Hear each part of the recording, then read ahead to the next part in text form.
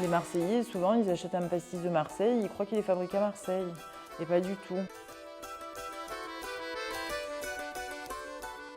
On est une des dernières usines dans Marseille et une des dernières à fabriquer du pastis dans Marseille. Il y a même des gens qui consomment nos produits qui ne savent même pas que c'est nous qui les fabriquons, qu'on les fabrique à Marseille, qu'on est toujours la même famille, voilà, c'est compliqué.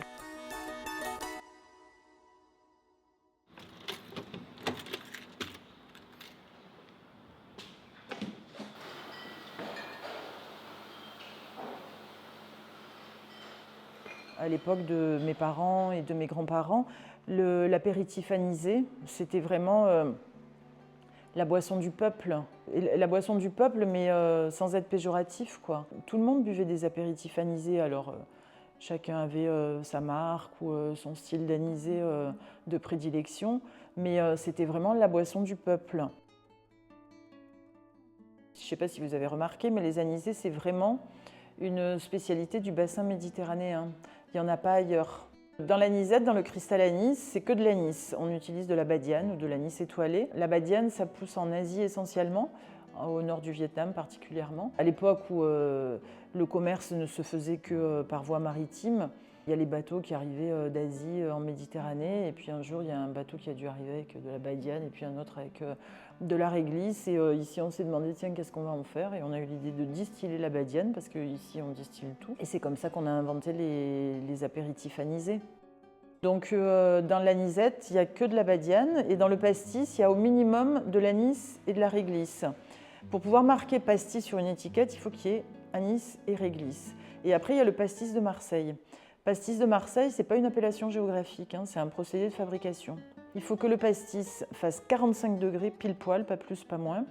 Il faut que l'anis soit distillé et pas macéré, ça veut dire qu'il faut qu'il passe dans un alambic. Il faut qu'il y ait une dose exacte d'anis. Il y a un dosage minimum de réglisse à respecter et un dosage maximal de caramel à ne pas dépasser. Donc quand vous respectez ça, vous pouvez marquer pastis de Marseille sur l'étiquette, même s'il est fabriqué.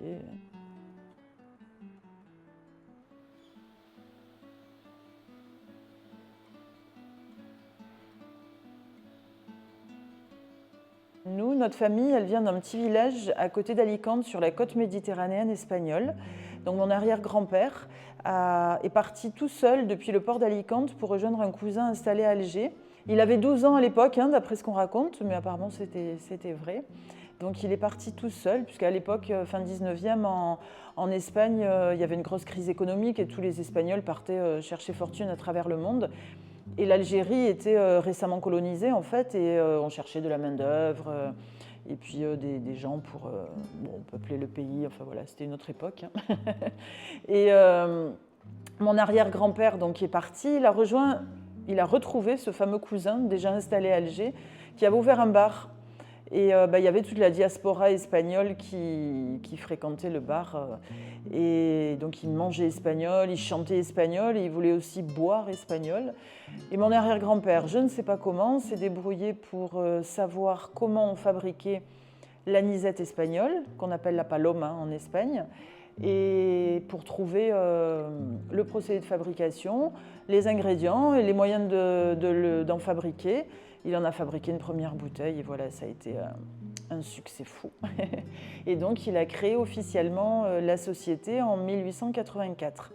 Donc, le produit, l'anisette, il l'a appelé Cristal Anis. Donc anis parce que c'est de l'anis, et cristal parce que c'est pur et limpide comme le cristal. Et Limignana, c'est le nom de famille du côté de ma mère. Hein. Donc ensuite, la société s'est développée, a prospéré en Algérie. Mon grand-père, Manuel Limignana, a repris la suite. Et en 1962, à l'indépendance de l'Algérie, mon grand-père a traversé la Méditerranée dans l'autre sens et il a débarqué à Marseille comme des centaines de milliers de pieds noirs à la même époque. Et il a racheté une distillerie, donc la distillerie dans laquelle on est toujours.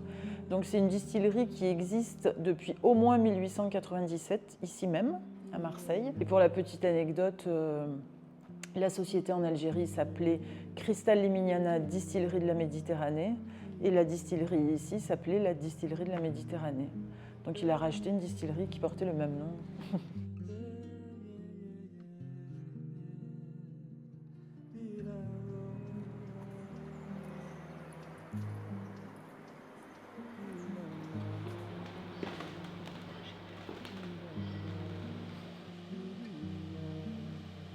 Je m'appelle Bureau François et donc je suis cadre technique au niveau de l'usine, c'est-à-dire gérer un petit peu tout le côté personnel, logistique, fabrication. Au niveau donc, fabrication, donc on réceptionne l'alcool, donc un produit à 96, on va les mettre dans des cuves de fabrication.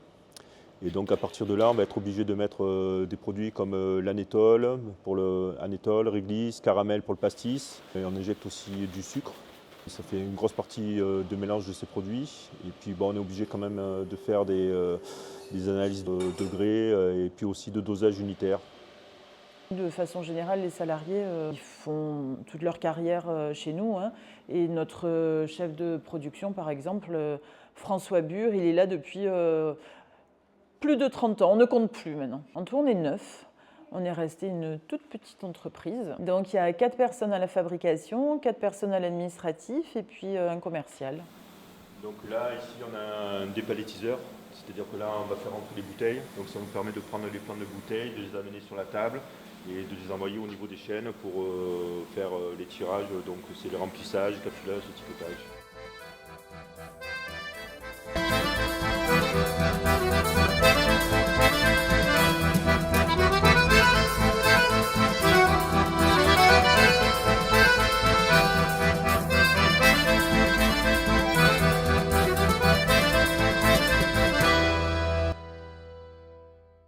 Produire en France, c'est compliqué. Et puis d'être en zone urbaine, c'est encore plus compliqué. Déjà, vous avez quand même remarqué qu'il y a quand même une forte désindustrialisation de la France, de façon générale. C'est compliqué, et du coup, la conséquence, c'est qu'il y a plein de savoir-faire qui s'en vont. Et du coup, il y a aussi plein de produits locaux qui s'en vont. Parce que quand il y a une entreprise qui ferme, une usine de production qui ferme, en général, c'est parce qu'elle s'est fait racheter par un grand groupe. Et donc, cette marque, du coup, appartient à un grand groupe qui ne produit pas forcément ici, qui va produire ailleurs et tout ça. Donc, petit à petit, ça s'est urbanisé. Et puis, même depuis que mon grand-père a racheté, hein, l'immeuble qu'il y a au-dessus, en 62, il n'était pas là. Hein. Puis aussi, le lieu fait qu'aussi, c'est compliqué parce qu'on est en centre-ville. Le problème, c'est faire manœuvrer des gros camions, des citernes et tout. On est souvent embêté, on a souvent des empêchements, des retards qui bloquent la production. C'est le problème d'être en ville. Hein. Voilà. Quels sont les avantages Il y en a 10. Non. Non, aucun. À mon niveau, non. Il n'y a que des problèmes. Je peux couper. Petit à petit, on est de plus en plus à l'étroit. Évidemment, on ne peut pas pousser les murs puisqu'on est en ville. Donc toutes ces contraintes-là, les contraintes d'espace, les contraintes de sécurité, les contraintes de normes, s'il y a aussi beaucoup d'entreprises qui déménagent, c'est parce qu'au bout d'un moment, ce sont des entreprises vieillissantes. Et comme on nous demande de plus en plus de respecter des normes, des normes et des normes, parfois c'est carrément plus simple de dire allez, on laisse ici, on va construire un truc tout neuf, on repart de zéro ailleurs, que nous des fois on a l'impression en fait de toujours mettre du scotch quoi. Et à titre indicatif, en structure, on est bloqué par un modèle d'usine, donc c'est pas des entrepôts où vous pouvez avoir la place, l'espace, donc tout est compliqué. Par exemple, mettre une ligne d'embouteillage, on a des piliers qui sont au milieu, c'est toujours une contrainte. Bon, on arrive toujours à se débrouiller, mais ce n'est pas les solutions les meilleures souvent. On a des contrôles sur contrôle sur contrôle et ces gens-là ne se rendent pas compte de l'impact humain que ça a derrière quand une petite entreprise, une petite patronne comme moi qui travaille, qui fait tout pour maintenir à flot le niveau économique de la société. Qu'il y ait des contrôles, c'est normal. Hein. Je veux dire, sinon, c'est la porte ouverte à faire n'importe quoi. Mais il faut un peu de discernement et souvent, les administrations ne font pas preuve de discernement.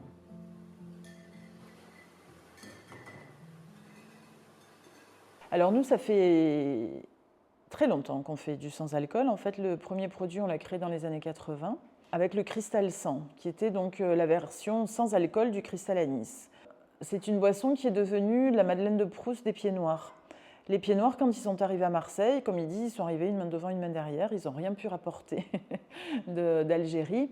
Ils ont dû, en 62, recommencer leur vie de zéro. Et le cristal anis, c'était le produit qui leur permettait de recréer des moments de convivialité, de partage entre amis, en famille. Sauf qu'arrivé à un certain âge, l'alcool, souvent, il faut diminuer sa consommation, voire quand on a un peu trop abusé, il faut carrément arrêter.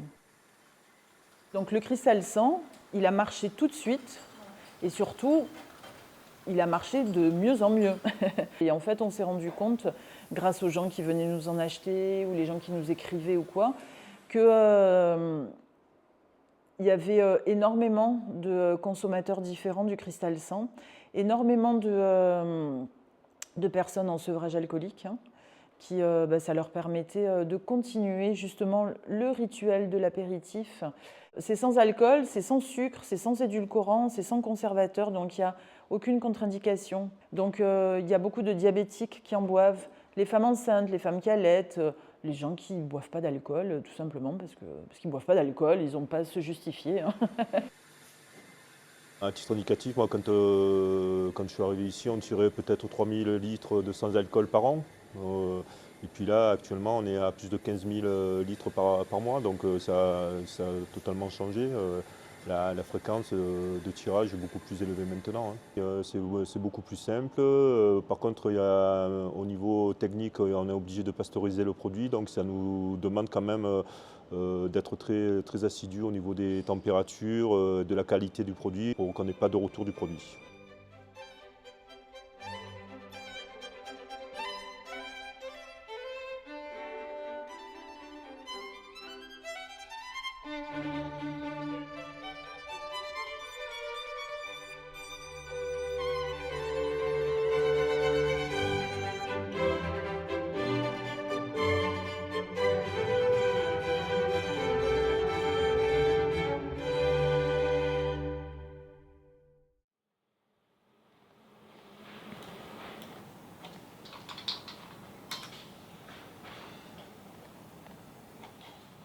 Ce trophée Femme Talent Patrimoine que j'ai obtenu par les femmes chefs d'entreprise, c'est exactement ça, c'est exactement pour moi, c'est une fierté aussi parce que c'est le résumé de mon parcours.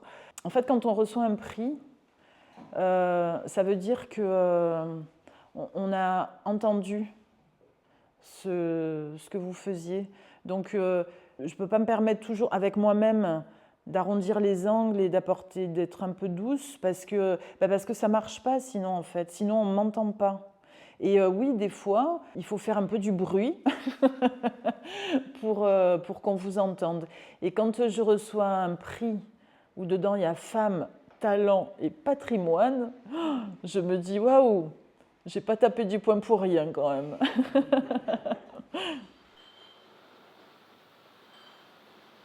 Moi, j'ai fait des études de langue, d'espagnol et de français langue étrangère. Et ensuite, j'ai créé ma propre école de langue, qui était plus qu'une école de langue. C'était vraiment un centre culturel et linguistique avec à la fois des cours de langue particuliers, des cours de langue collectifs. Cette aventure a duré 12 ans. Et puis ensuite, j'ai eu 40 ans, j'ai fait ma crise. Et puis, mais je voyais mes parents aussi qui s'essoufflaient un peu au sein de la société. Ils commençaient à avoir un certain âge et la société va vite aujourd'hui, donc ça commençait à devenir un peu compliqué pour eux. Donc je me suis dit que l'heure était venue pour moi de m'intéresser à l'entreprise familiale, de seconder mes parents dans un premier temps et puis petit à petit, pourquoi pas, de reprendre les rênes de la société. Et voilà, donc ça c'était en 2013, donc ça fait bientôt 13 ans.